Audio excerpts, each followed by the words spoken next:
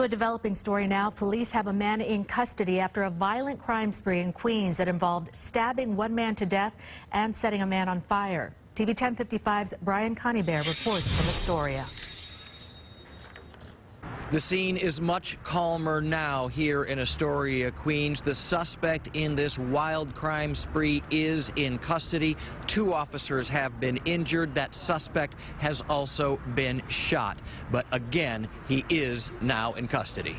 Police frantically chasing a murder suspect through the streets of Astoria, Queens Sunday afternoon. Then this.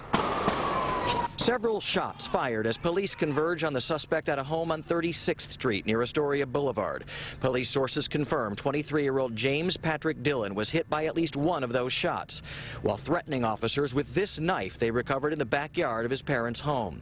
He also allegedly threw some kind of chemical into the face of at least one officer, and he had to be decontaminated by the FDNY. 3 hours earlier, Dillon allegedly stabbed the 55-year-old owner of Astoria Liquors and Wines to death inside his store, slicing his neck.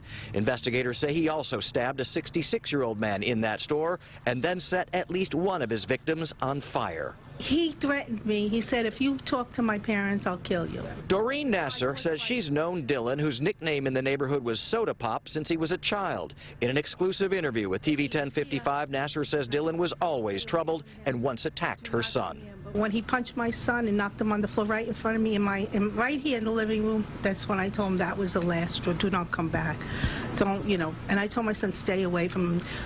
There's going to be trouble because he acted crazy. Earlier in the day, that same suspect is accused of slashing a woman in the face on 36th Street where he was apprehended.